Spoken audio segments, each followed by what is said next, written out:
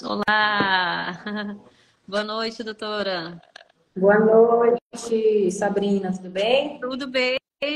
Tu, como é que tá? Eu tô bem alegre de te receber, de te encontrar finalmente. Não pessoalmente, né? Mas a gente tá se vendo assim. Eu tô bem contente de estar na tua presença. Como é que você está? Tô bem, graças a Deus. Coisa boa. Já fazia um tempo, né? Eu já sigo as tuas redes sociais, fazia um tempo já que eu queria ter esse contato pra gente fazer essa troca, né? Gosto muito do teu conteúdo, né?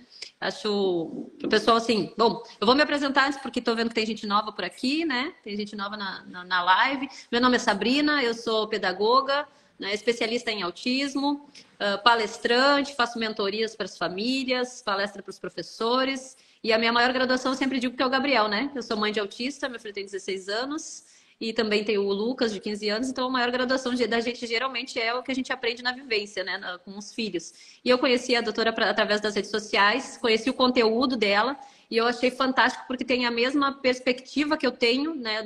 Dos conteúdos que a gente aprende sobre autismo, que é trazer ele de uma forma bem simples que a gente possa entender. Então, todo o conteúdo que eu vejo lá na tua página, eu acho magnífico, que vem de uma forma que a gente consegue compreender bem, entender aquela questão do direito, que é algo tão, né, metódico, tão técnico, que às vezes a gente tem dificuldade de entender, e tu traz de uma forma tão suave, tão simples, que a gente consegue entender bem o que a gente precisa fazer, né, o que é realmente a gente tem direito, que a gente fica geralmente com muitas dúvidas. A gente sabe que tem os direitos, né, mas às vezes não sabe como buscar eles, ou como realmente eles funcionam, né? E tu traz isso de forma muito simples, de forma muito fácil de digerir, de entender. Isso que me atraiu bastante no teu perfil, assim, as formas como tu traz o direito pra gente, de forma tão simplificada que a gente consegue compreender. Através de um único post, a gente consegue entender se a gente tem direito e como buscar esse direito, né? Então, eu queria que tu te apresentasse para o pessoal como que tu chegou, né, na área do direito e como que chegou na questão de trabalhar especificamente com o autismo. Primeiro, obrigada, Sabrina, pelo convite. Eu me sinto muito honrada em estar participando dessa live com você. Fiquei muito feliz com o convite, porque é um tema que a gente precisa falar, cada vez mais falar. Para quem não me conhece, eu sou Michele Pereira, eu sou advogada desde 2011 e também sou mãe atípica, tenho um filho autista, meu filhinho tem 5 anos, o nome dele é Heitor. E é o que você falou, né? A nossa experiência maior vem da vivência com os nossos filhos.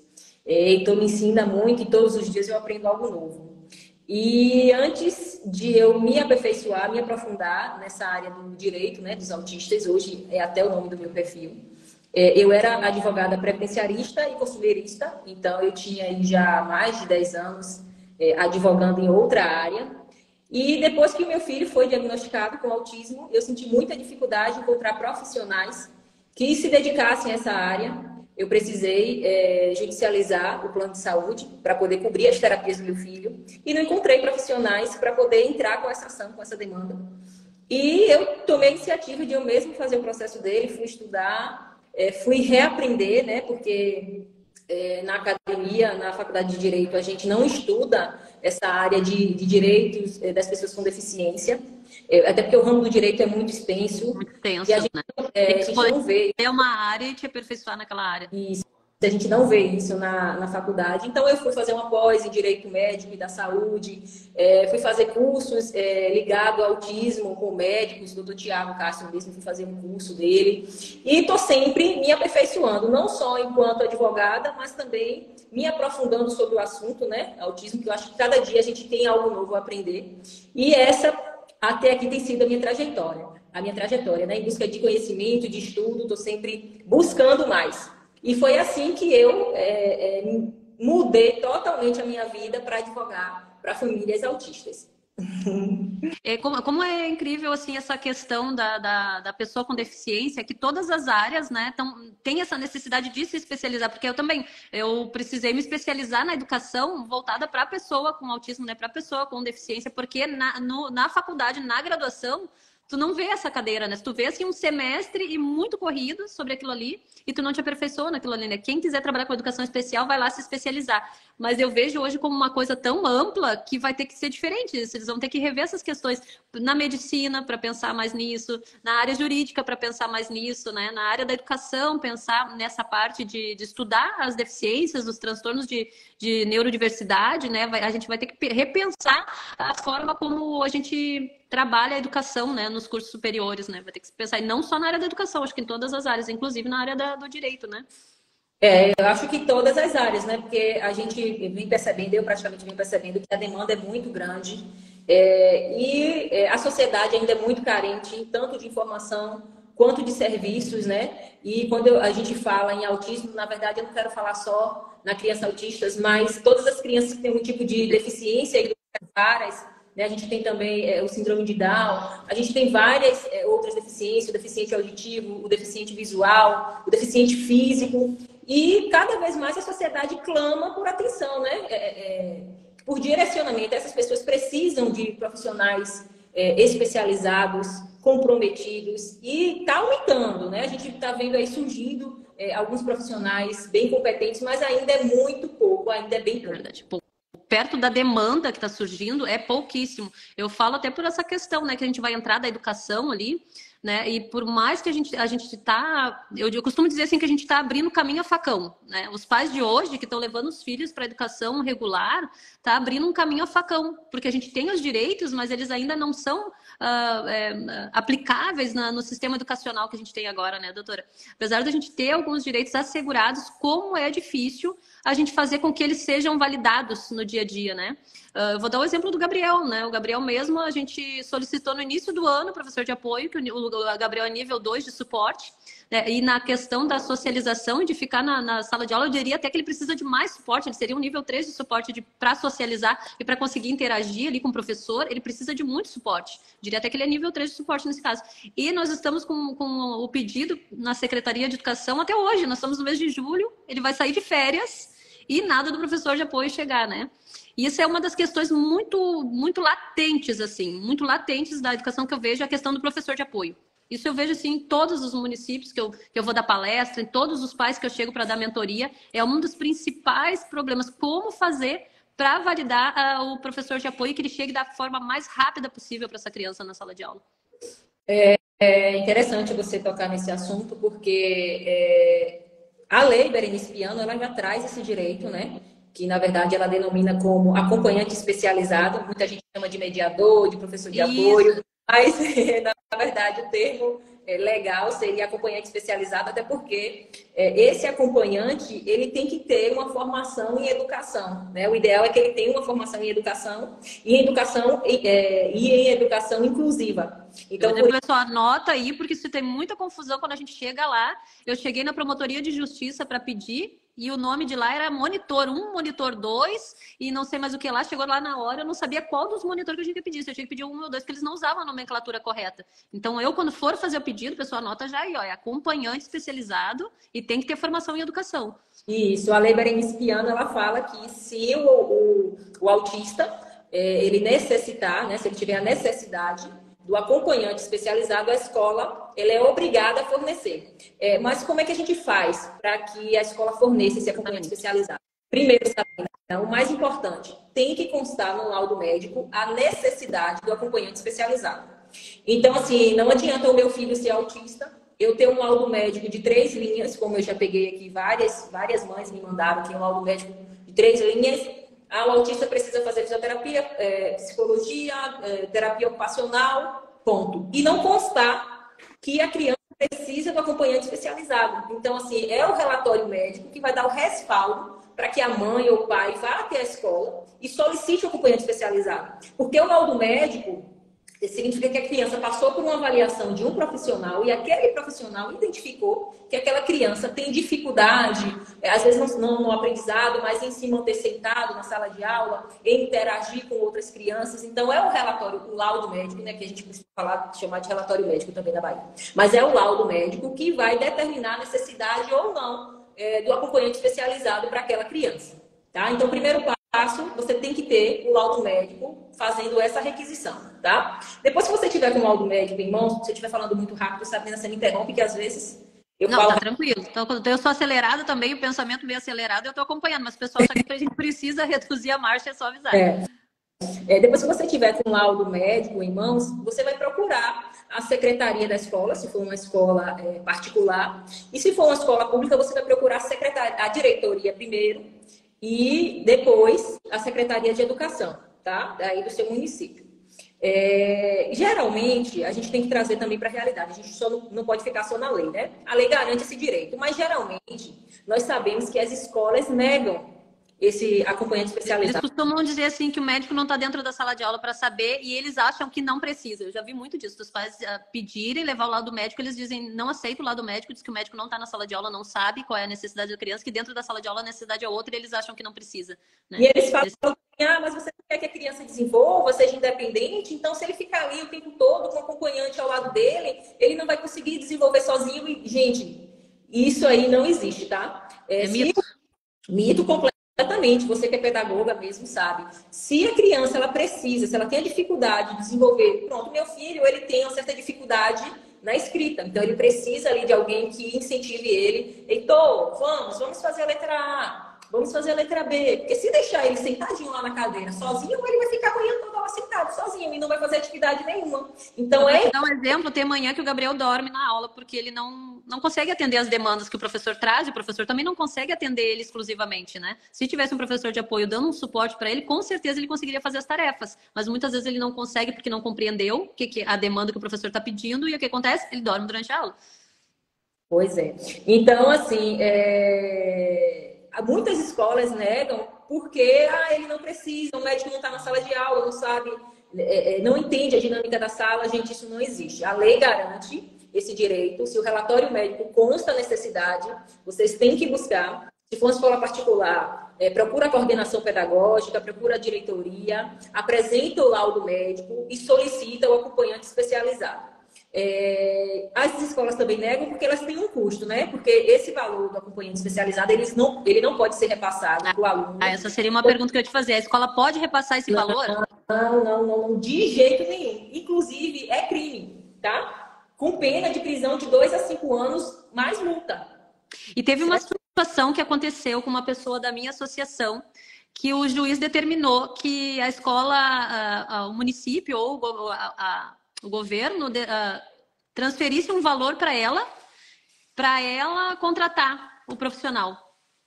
Daí o que aconteceu? Ela contratou o profissional e chegou na escola, a escola não aceitou esse profissional lá dentro da escola. Aí ficou essa demanda do dinheiro ficar pulando, ela pagou para a pessoa não pôde entrar, a escola não aceitou ela dentro, a acompanhante terapêutico dentro da escola porque era particular, mas foi uma demanda do juiz que mandou bloquear os valores e transferir para a mãe contratar, né? Como que fica uma situação dessa, assim, né? Daí a escola seria obrigada a receber esse atendente que ela contratou no particular? Na verdade, eu nunca vi nenhuma decisão nesse sentido. Aí tem que ver o que foi que o colega advogado solicitou na petição. Porque, em regra, o que é que a gente faz? A gente solicita que a escola providencie o acompanhante especializado, tanto na escola pública ou na escola particular, e que o juiz estabeleça uma multa diária em caso de descumprimento. Mas a mãe contratar diretamente, não, até porque ela não gerou muito problema e acabou que o processo converteu para ela ser réu do processo depois, porque a pessoa não recebeu, não entrou na escola e ela ficou nesse meio campo. E ela repassou o dinheiro para o profissional não pôde entrar na escola porque a escola não permitiu, e a escola alega que o profissional não foi e a mãe que ficou empenhada nessa situação. Então, porque pode acontecer com outras pessoas, né, doutora? Então tem que ficar claro o que é o certo a fazer nessa situação, né? Então, se quiser deixar bem destacado o que é o certo a fazer quando entra com esse processo, para que não se repita com outras mães, né? De acontecer isso, da mãe contratar e depois repassar e acabar acontecendo do processo virar contra a tua pessoa, né? Então, foi uma situação bem marcante, assim, que deixou a gente bem preocupado. Não, essa situação aí eu nunca vi na vida. Até porque a mãe, ela não tem aptidão suficiente para fazer uma seleção de um pedagogo especializado em educação inclusiva. Aí teriam que ser profissionais da área de pedagogia para poder fazer uma análise curricular, tudo isso, né? E transferir esse ônus para a mãe. A responsabilidade para a mãe e acabou prejudicando muito ela, né? Acabou prejudicando. Então as pessoas têm que ter esse cuidado de seguir o processo aí que tu está falando para elas, que é assim que funciona, que é a escola que contrata e o juiz determina, ali como aconteceu com o Gabriel. O Gabriel, quando estava lá na terceira, quarta série, o juiz bloqueou as finanças da rede até que a escola contratasse. Mas a escola contratou, eu não interferi em nada, né? A escola que se envolveu com o contrato do atendente ali para ele, né? Até porque é uma relação trabalhista da escola com o profissional. Você não pode assumir esse encargo, essa responsabilidade. A escola que tem que contratar o profissional, tem que remunerar o profissional, tem que estabelecer a carga horária do profissional. Então, é uma relação trabalhista da escola com o profissional E e não da uma mãe. pessoa física, uma mãe, como que ela ia saber disso, né? Como que ela ia saber se ela não recebeu orientação? A orientação veio lá de cima, né? Como ela contratou um advogado, deveria ter vindo essa responsabilidade do advogado de orientar ela também, que não se envolvesse nisso, porque era uma contratação trabalhista que ela está respondendo agora, né? E não deveria. Né? Uma pergunta que fizeram aqui que acontece muito também, eu não vi o nome da pessoa que fez a pergunta, não deu tempo, é se o monitor, que eu ganhei na justiça. Isso eu vejo todos os dias, doutora, todos os dias mesmo, eu vejo muito relatos. Eu recebi o direito na justiça de ter um acompanhante especializado, um acompanhante terapêutico para o meu filho na sala de aula. Esse atendente pode atender outras crianças dentro da sala de aula ou sair da sala de aula para atender outras crianças, porque isso acontece muito, principalmente na escola pública. A mãe põe na justiça, vem o atendente terapêutico, ele fica quicando nas salas de aula e fica só um pouquinho com o filho dela e fica quicando nas salas de aula e a criança fica 2 horas com o atendente, depois vai para 2 horas com o outro. Então a mãe ganha na justiça e a criança fica quicando. Não, Ou quantas crianças esse atendente pode atender dentro da sala de aula? Isso é uma dúvida também. São 2 dúvidas, na verdade, né? Não, na verdade, a escola está utilizando o processo da mãe, o esforço dessa mãe, para beneficiar outros alunos, né? Se ela ajuizou a demanda para que o filho dela tenha acesso ao acompanhante especializado, aquele profissional tem que acompanhar o filho dela, até porque é lógico que aquela criança vai precisar desse acompanhamento durante todo o turno escolar. Então, não faz sentido o acompanhante especializado ficar 30 minutos com a criança e depois ser direcionado para outro autista. Não faz sentido. O dever dele, enquanto acompanhante, não está sendo cumprido. Ele não está exercendo o papel da mesma forma. Entende? Não é pelo fato de ele estar presente na escola que ele vai estar realizando... A escola toda. Isso. O papel vai estar desempenhando a atividade para outras crianças. Não. Se for destinado para o filho dela... A Michelle tá comentando aqui, mas a escola alega que é um atendente por turma. Se esse atendente pode atender outras crianças dentro da mesma turma. Calma. Vamos pausar. Se você, mãe, entrou com processo judicial para que seu filho tenha um acompanhante especializado e você ganhou uma liminar na justiça, a escola é obrigada a colocar um acompanhante especializado para acompanhar o seu filho. Ok? Então, essa é a primeira parte. Agora, se você matriculou seu filho na escola, a escola já disponibiliza o acompanhante especializado para as crianças com deficiência, por livre e espontânea vontade, já é prática da escola, e a escola estabelece que é um acompanhante especializado por sala, aí você tem o critério de aceitar ou não. Ou buscar um exclusivamente para o seu filho. Isso. Ela pode fazer isso também. Isso. Ou entrar com processo judicial. Se você está vendo que a escola só disponibiliza de um acompanhante especializado para a sala de aula, e na sala de aula tem 3 crianças autistas, um exemplo. Tá? Então, é óbvio que aquele profissional não vai dar conta dessa demanda. Um acompanhante especializado para 3 crianças autistas, ele não vai conseguir, tá? Dar conta dessa demanda. Então, o que você pode fazer? Você pode entrar na justiça e exigir que a escola direcione um acompanhante para o seu filho. Independente se tem um para os 3. Compreende? Sim, mesmo que tenha um já na sala de aula, não tem um número limite de, não pode 3 professores na sala de aula. A escola não pode dizer isso. Nós não aceitamos 3 professores na sala de aula. Não, mas não existe. Se na sala de aula tiver 3 crianças e essas 3 crianças tiverem necessidade de acompanhamento individual, tem que ter 3 acompanhantes lá. E tem outra questão, né? O número de alunos dentro de uma sala, tem um número máximo de alunos dentro de uma sala quando tem uma criança com deficiência, né? Não pode extrapolar para 30 alunos numa sala com uma pessoa com deficiência. Eu costumo dizer que não existe cota, porque assim, o que algumas escolas fazem para negar a matrícula? Elas falam, nós já atingimos a cota de alunos deficientes ou de alunos autistas na escola. Isso não pode, tá? Porque muitas escolas falam isso para poder negar a matrícula. Agora... Já ouvi. Esse ano mesmo eu já recebi mãe reclamando que foi fazer a matrícula e a escola tinha dito que tinha terminado a cota porque tem um limite na sala de aula. Pois é, então elas utilizam esse artifício para poder negar a matrícula. Agora, é óbvio que não é coerente você colocar numa sala de aula, por exemplo, 7 crianças autistas. A gente sabe que não vai fluir. A aula não vai fluir, o aprendizado não vai fluir, tanto das crianças autistas quanto das crianças que não são autistas. tá? Mas muita escola utiliza disso para poder negar a matrícula. Mas E nada aí, impede que a escola abra mais uma turma e divida essa turma, né? Como aconteceu na escola do meu filho lá. No primeiro ano do ensino médio, como eles estavam com uma demanda muito grande de pessoas com deficiência, autistas, eles abriram, se eu não me engano, mais de 5 turmas de primeiro ano, para ficar dentro do limite dos 22, 23, 24. Acho que a turma que tem mais gente, assim, é a de 25, que é o Gabriel, e o Gabriel, como é um nível moderado, então a escola achou que dava para ir até o limite com ele ali na turma dele, né? Então a escola pode abrir outras turmas de primeira série, de segunda série, terceira série para atender essa demanda. Ela não pode se recusar, né, de fazer a matrícula porque excedeu o número de pessoas com deficiência. Digamos que eu contratei o serviço, né, do atendente via judicial, mas tem mais de uma criança autista na sala. Ele pode atender. O que a lei nos diz sobre isso? Que ele atende exclusivamente a minha criança ou ele tem a demanda de atender as demais? Sendo que eu fiz o atendimento e dentro da sala tem outros 2 autistas, por exemplo, tem 3 autistas. A pessoa que eu contratei através de um processo judicial, ela pode atender as outras crianças, deve atender? O que a lei nos diz sobre isso? retomando, né, o raciocínio. Então, se a mãe entrou com processo judicial para que a escola forneça o acompanhante especializado, aquele acompanhante especializado tem que prestar o serviço para o filho dela, tá? Porque foi um requerimento dela.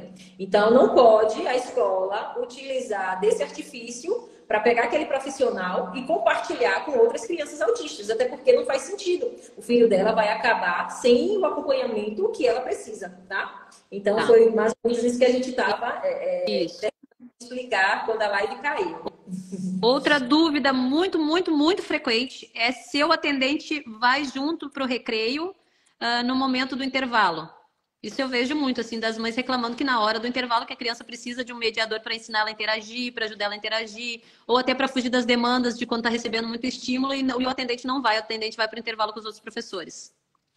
Não, tem que ir, né? Até porque a questão do intervalo tem muitas questões sensoriais, barulho, e aí a criança pode desregular naquele momento. Então, o interessante é que o acompanhante especializado esteja ali próximo àquela criança, até porque ele já tem uma vivência com aquela criança, né? Vamos dizer, da sala de aula, ele já percebe o que desregula a criança, o que deixa ela desconfortável. Então, o interessante é que ele esteja com ela em todo o período da aula, né?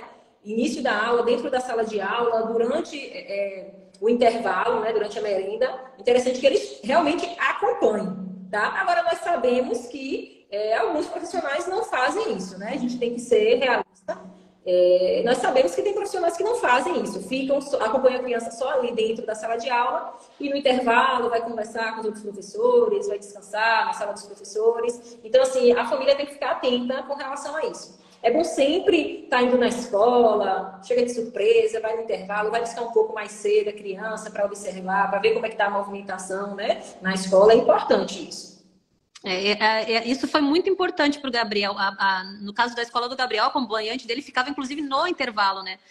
Com ele e ajudava ele a interagir com outras crianças. Foi assim que ele conseguiu fazer amizades, né? A gente vê hoje eu postando nos stories ali o Gabriel com os amigos, super interagindo com a turma, foi crescendo interagindo com essa turma, né?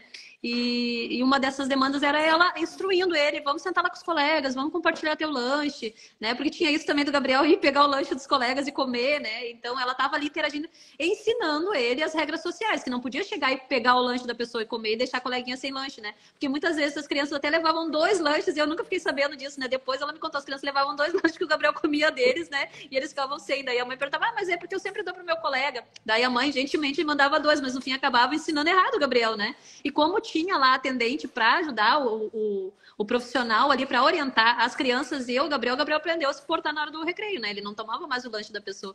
A gente até tá com uma demanda parecida agora na escola, que ele quer comprar na cantina, mas, né, eu combinei com ele agora que é uma vez por semana, mas antes eu fiquei sabendo que ele estava pedindo dinheiro para os professores para comprar lanche para os colegas e um monte de gente dava dinheiro para ele comprar lanche, porque ele é tão querido, tão carismático, que eu pensei, vai lá comprar um lanchinho, Gabriel. O professor dava dinheiro para o lanchinho, os colegas, daí eu falei, gente, não dá, porque eu preciso que ele aprenda, que ele tenha um dia certo para comprar, daí o professor avisou, não é para mais dar dinheiro para o lanche do Gabriel, que a mãe dele manda lanche e tem o dia certo dele comprar lanche, né?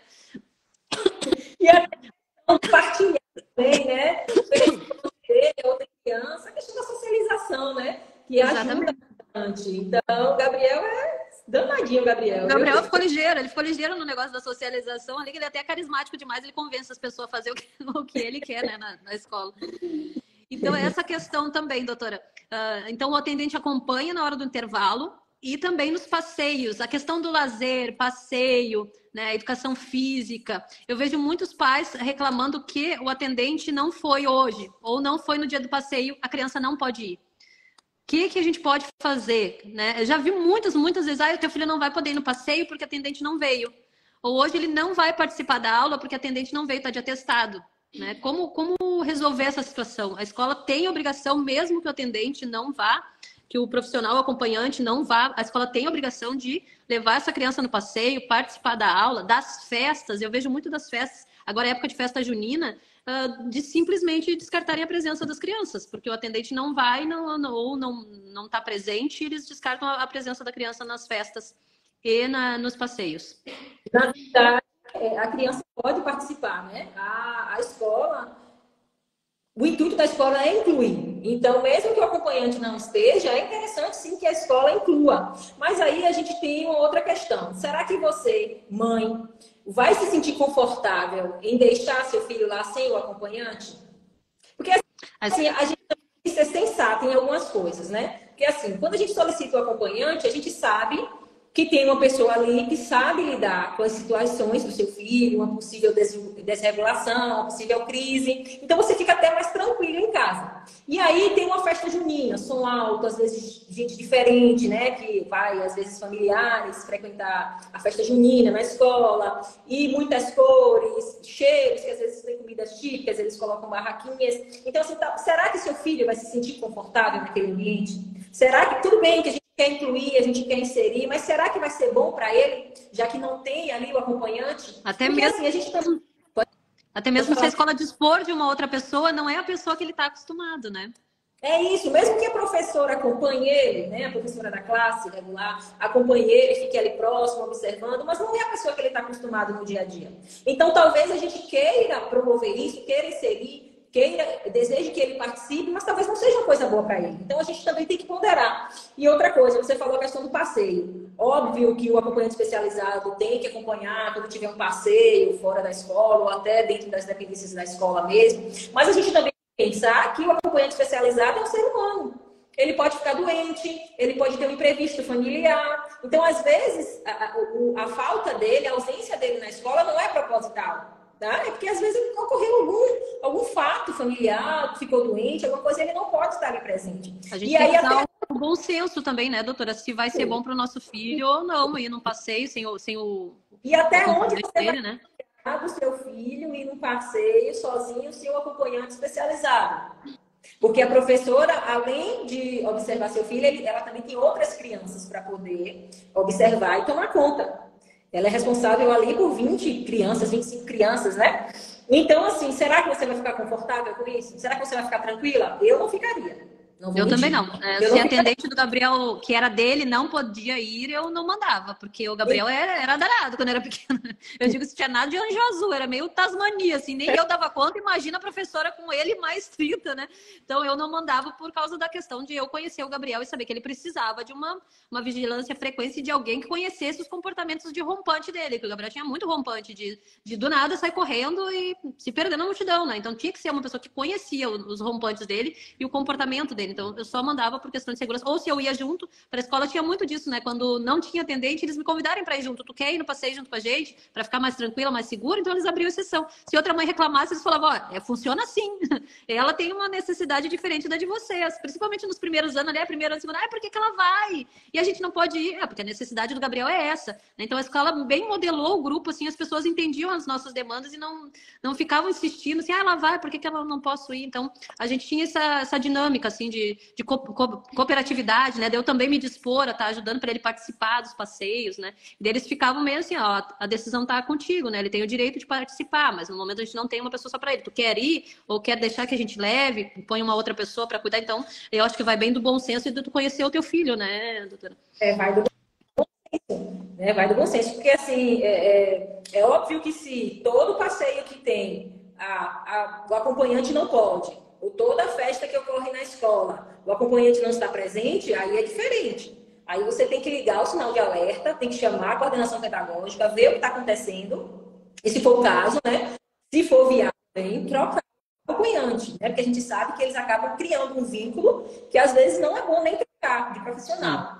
Então, tudo tem que ser do bom senso também, né, gente? Não pode, a gente também não pode levar tudo a ferro e fogo. Sim. Mas se você observar que é uma questão proposital, aí você toma as medidas legais, né? As medidas cabíveis.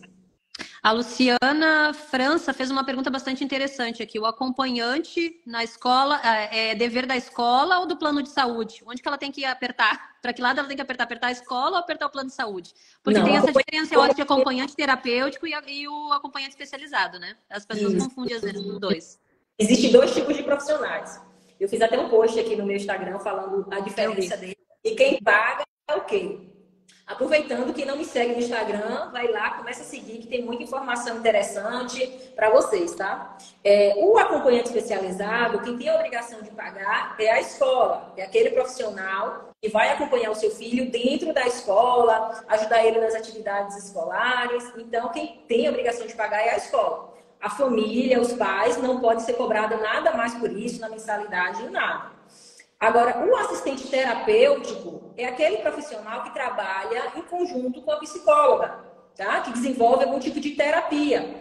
O assistente terapêutico, às vezes, precisa ir no ambiente escolar para ver como é que a criança está se comportando, para ver como é a socialização dele dentro da escola, né? Às vezes, para mediar alguma situação. Então, o assistente terapêutico, que trabalha em conjunto com a psicóloga, quem paga é o plano de saúde. Tá? Então, são dois profissionais diferentes.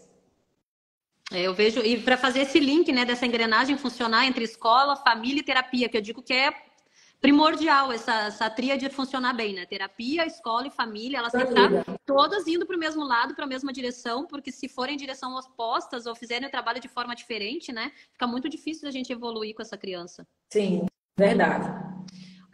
Uma das dúvidas frequentes que eu vejo também, doutora, muito frequente, as mães terem que buscar as crianças na hora da alimentação. Acho até a gente conversou um pouco sobre isso na live da Nutri, né? Da Sayonara, porque é muito frequente, eu vejo tempo todo, tempo todo, tempo todo. Até depois da live o pessoal mandou mensagem para mim no privado, ali no WhatsApp, comentando sobre isso, falando, não, mas o meu filho, realmente a escola me manda para casa porque ele não come na escola e também não aceita uma marmitinha que eu mando, por causa que a Nutri da escola falou que tem que ser a alimentação de lá, né? E as escolas, principalmente as escolas de educação infantil, elas têm essa obrigação de adaptar, inclusive, a alimentação? Geralmente isso acontece nas escolas públicas, né? As particulares são tranquilas com relação às crianças levarem seu próprio alimento, o lanche, enfim. Mas existe uma lei que é 11.947 de 2009 que fala justamente sobre alimentação escolar na rede pública. E essa lei ela fala o seguinte, que a criança que tiver algum tipo de dificuldade alimentar, que a escola deve preparar um cardápio especial para essa criança. Se por acaso a escola não preparar o cardápio especial, que a família tem direito a levar a alimentação da criança. Gente, isso é óbvio, a criança não pode ficar sem se alimentar. Meu filho, por exemplo, ele tem seletividade alimentar. Então, ele não come qualquer biscoito, ele só come biscoito de maisena, ele não come biscoito recheado, ele não come coisas doces, ele não gosta. Ele come fruta no lanche, mas não são todas as frutas, ele só come banana, morango, goiaba. Então, assim, o que é que eu vou fazer com essa criança? Levar ela para a escola, chegar lá na hora da escola, é um biscoito recheado. A criança vai ficar com fome, vai passar a semana toda sem lanchar. Teve Não existe alguns isso. comentários ali que as pessoas estavam falando que a criança estudava das 10 da manhã às 17 da tarde, como a criança vai ficar na escola todo esse tempo sem se alimentar, né? Se Então, alimentar sem fazer um lanche, é inadmissível isso, né? Então, se a escola, como eu falei, geralmente isso acontece na escola pública. Se a escola está barrando que a mãe leve o alimento da criança, então tem que sentar com a coordenação da escola, com a diretoria da escola. Se possível, pega um relatório de um nutricionista ou de alguém, ou de um terapeuta ocupacional, né, que o filho faz acompanhamento, que trate da seletividade alimentar, leva para essa escola, conversa com a coordenação, certo? Explica a situação da criança. Anota aí a lei 11.947/2000.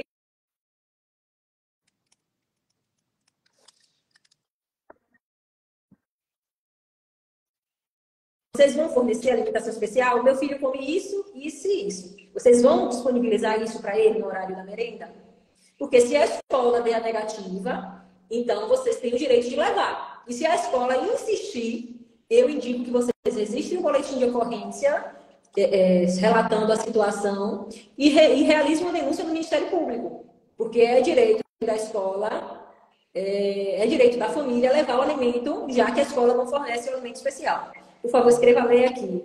11.947 de 2009. Eu pedi o pessoal do suporte escrever ali o número da lei, escrever ali nos comentários pessoal, anotar. 11.947/12. Pedi o pessoal do suporte anotar ali. Barra 9. Barra 9. Isso. Barra 09 de 2009.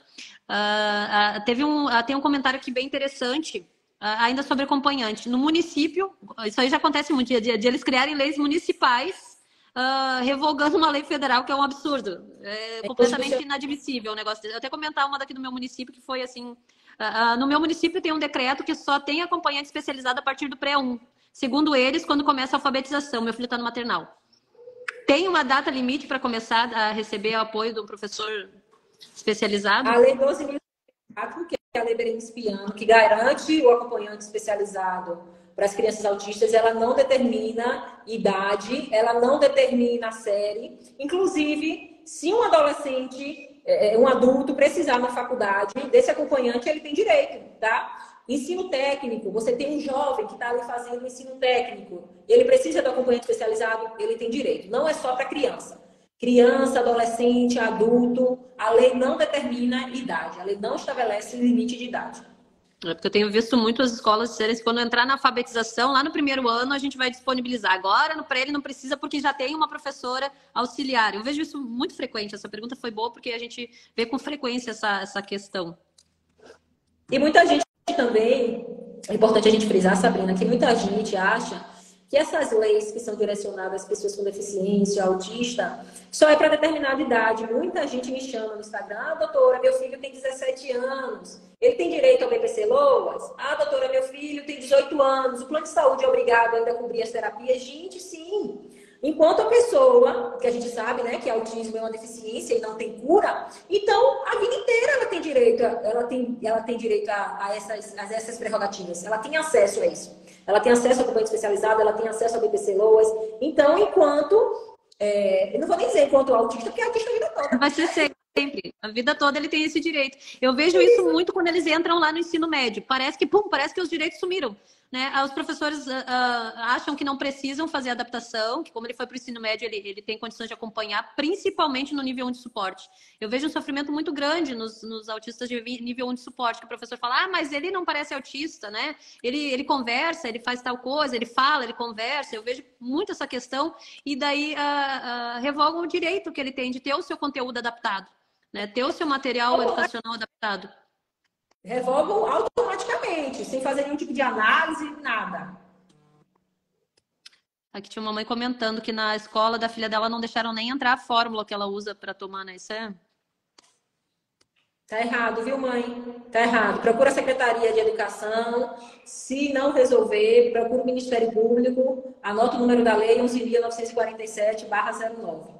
Inclusive, nas diretrizes e bases que vem da educação a nível federal, está constando ali a adaptação de todas as formas que a criança precisa para estar incluída. Daí, quando a gente fala em adaptação de todas as formas, a gente está falando de lei, das leis que tu colocou aí, inclusive das diretrizes de educação que vem lá do governo federal indicando que a escola tem a obrigação de adaptar em todas as esferas. Quando fala em todas as esferas, está falando de alimentação, de espaço físico, de espaço social, né, de convivência. Então, quando fala em adaptação, né, as mães acham às vezes que é só adaptação do currículo, né, é só adaptação da matéria. Tem ainda a diferença uma coisa da outra, né? Às vezes o professor acha que adaptar o currículo é adaptar a matéria, mas não, pode adaptar a matéria para esse jovem também, né? O jovem ali de nível muito de suporte ali, em vez de dar uma questão muito grande para a criança, adapta a questão também. Dá menos alternativas para ele responder de 5, passa para 2, para 3. E, inclusive nas avaliações, né, doutora? Eles têm direito de ser avaliados de forma diferente também, né? Sim, com certeza. Eles têm direito, inclusive, de fazer as provas em locais diferentes, porque a gente sabe que o autista mesmo tem essa questão sensorial, né, muito aguçada.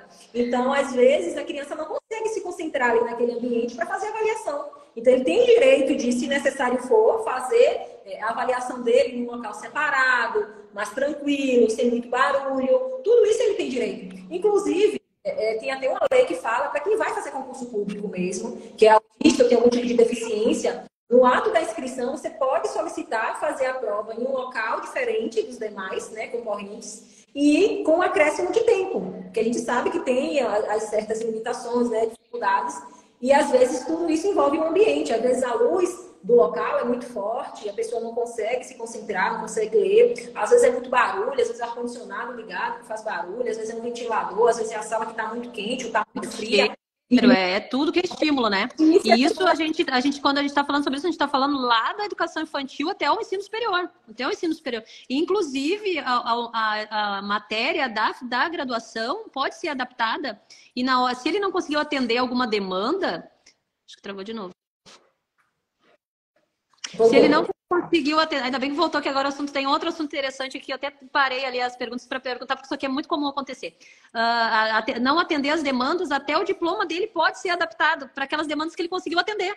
Ou seja, de repente, tu não conseguiu te formar pedagogo nível global, mas conseguiu formar em algumas cadeiras, tu pode atender as demandas daquela cadeira, até o teu diploma pode ser adaptado ao que tu conseguiu atender dentro da tua graduação. Uma pessoa que faz direito, às vezes não conseguiu atender aquelas questões de estar no tribunal, daquele meio cheio mas ele consegue trabalhar dentro do escritório, então, né, adapta até inclusive a graduação da pessoa. Na minha turma, tinha um deficiente visual na minha faculdade, na época que eu formei, e todas as avaliações dele eram adaptadas. Tudo era adaptado para Danilo, tudo. As avaliações que a gente faz muito prova oral, né? Prova oral, as provas escritas eram todas em braille para ele, tudo era adaptado para ele, tudo era diferente para o Danilo. Então, assim, por que ele precisava disso, né? E a gente tem que sempre bater nessa tecla, gente. Não é só ter um acompanhante especializado na sala de aula. Só colocar o acompanhante lá do lado da criança não vai adiantar. Se você não modificar o currículo, se você não modificar a forma de avaliar aquela criança, se você não colocar aquela criança num ambiente tranquilo para ela desenvolver. Porque tudo isso vai aguçar as potencialidades dela, né? E a inclusão é isso. A inclusão é você aproveitar aquela criança da melhor potencialidade. Isso, e não focar nas limitações dela, focar nas potencialidades dela, do maternal à universidade. Isso mesmo. Doutora, tem uma pergunta aqui que não está fora do contexto do nosso assunto, que é educação, mas eu vejo treta grande na internet com esse assunto. Eu vi outro dia, eu me deparei com essa situação e até foi uma questão de concurso uma vez. Aqui a Cris está perguntando assim, doutora, uma dúvida, quando chegam nas questões, nos locais que tem prioridade de atendimento, quem tem a preferência, o idoso ou o autista? Essa aí foi a top de linha da semana, assim, que eu vi várias discussões na internet sobre isso, sobre quem tem prioridade quando chega numa fila de prioridade, se tem preferências dentro de uma fila de prioridade, no caso de autistas, deficientes e idosos. Quem seria o topo da prioridade? Gente, na verdade, não existe esse ranking de prioridades, não existe essa escada de prioridades, tá? Até porque já fala. É prioridade, não é preferência. Tem muita gente que confunde o atendimento. Preferência com prioridade. E a gente vê placa por todo lado escrito preferência. Eu fico para morrer quando eu chego no lugar, fila preferencial. Eu digo, meu Deus, socorro. Quando é que vão aprender que é prioridade, não é preferência? Eu fiz até um post também aqui no Instagram falando disso, a diferença entre preferencial e prioridade, que na verdade não é preferencial, é prioridade. E qual é a diferença? Preferência é que você pode escolher. Eu vou escolher se eu vou chamar Sabrina, se eu vou chamar José, se eu vou chamar João. E a prioridade não, eu tenho que chamar Sabrina, porque ela está com uma criança autista na fila. Então a prioridade é dela, tá? Mas assim, entre aquelas pessoas que estão relacionadas ali, o idoso, a gestante, a lactante, o deficiente, e o deficiente, não existe um nível de prioridade, não existe uma hierarquia, uma separação de prioridade entre eles, tá? Então, assim, se tiver lá uma criança autista, um idoso, é claro que, às vezes, o atendente pode usar o bom senso e atender a criança autista que está ali prestes a iniciar uma crise. Ou, se aquela criança está ali acomodada, um pouco mais tranquila, ela pode atender o idoso, né, que não consegue ficar muito tempo de pé. Então, não é ou uma pessoa com mobilidade reduzida, né? É mais uma questão de bom senso, tanto de quem vai utilizar do benefício, quanto quem está disponibilizando, né, doutora? É mais uma questão de bom senso. Não tem a prioridade, é a questão de bom senso. Gente, infelizmente, esgotou o nosso tempo, aqui tá fechando 1 hora já. Nós temos um assunto aí. Olha, a gente falou só sobre educação, mas tem tanto tema, tanto tema, tanto tema sobre direito que dá pra gente fazer mais, sei lá, quantas lives, né? O pessoal entrou com alguns temas, assim, mas esse aqui eu não podia deixar de falar desse da prioridade, porque é uma coisa que me deixa nervosa. Quando eu chego nos lugares e vejo escrito fila preferencial, banheiro preferencial, eu digo, meu Deus, pelo amor de Deus. Até porque tem essa demanda de eu ter essa capacitação. Na empresa que eu trabalho tem uma capacitação que é exatamente chegar nos lugares e apontar onde estão os erros nas questões de adaptação, né? Então a gente aponta. Então eu chego nos lugares, já fico vendo um monte de coisa errada, chego a ficar nervosa, né? De tanta coisa errada que a gente vê. E uma delas, a principal que eu vejo é essa de prioridade e preferência, né? E tu, de forma maestrosa, explicou a diferença entre preferência e prioridade, né? Espero que tenha ficado bem claro. Pessoal, tem muito assunto, o pessoal fez muita pergunta, a gente pegou e priorizou aqui, né, a educação, que é a maior demanda que a gente recebe de reclamação, e eu acredito de processos judiciais também é na área da educação, então a gente priorizou esse tema, né? Depois a gente vai deixar aí uma caixinha de perguntas para quem quiser tirar algumas dúvidas ou propor outros temas para umas próximas lives, porque quando entra nesse tema, a gente ia precisar aqui de uma semana para a gente ficar conversando sobre o assunto dos direitos e como alcançar eles, né? Queria agradecer a tua presença maravilhosa, nossa, muito esclarecedor, né? Muito edificante a live de hoje, né? Por mais que a gente estude aí, como tu falou, cada um está dentro da sua especialidade, né? Eu estudo aí autismo há 14 anos, né? Sempre estudando, como tu falou no começo, a gente nunca para de estudar. Quando a gente começa a estudar, sempre tem coisa nova. Então, cada live eu aprendo coisa nova. Aprendi muita coisa com a Nutri, aprendi muita coisa contigo que eu ainda tinha dúvida, porque cada uma sabe os detalhes do seu espaço, né? Das suas especialidades, e para a gente faz toda a diferença receber vocês, assim. Queria te agradecer mesmo. E o pessoal que está na live aí, curte, né? Comenta aí, manda suas mensagens que a gente vai tentar responder. Né? O pessoal perguntando se a live vai ficar salva. Sim, a gente vai ficar salva. A gente vai passar depois para a doutora um link também para ela disponibilizar lá no canal dela, né? Para vocês assistirem, quem não conseguiu assistir. Segue também lá, né? O Instagram da doutora que vai ficar disponível. O meu também, quem veio de lá, segue aqui também para acompanhar, né? E te agradecer muito, Michele, pela live de hoje, que foi maravilhosa, incrível mesmo. Não tem nem palavras para te agradecer. Convite mais uma vez, né? Adorei participar e para mim é sempre um prazer trazer informação para as famílias, né? Para as mamães que estão aí na luta, que a gente sabe que é uma luta. Eu sou mãe atípica, você é mãe atípica, e a gente sabe que todos os dias a gente está travando uma batalha nova. E contem comigo, meu perfil, eu tento todos os dias trazer uma informação importante sobre os direitos do autista. Então, quem não me segue para poder ficar por dentro de tudo. E obrigado pela presença de todos vocês mais uma vez. Gratidão. Obrigada, boa noite.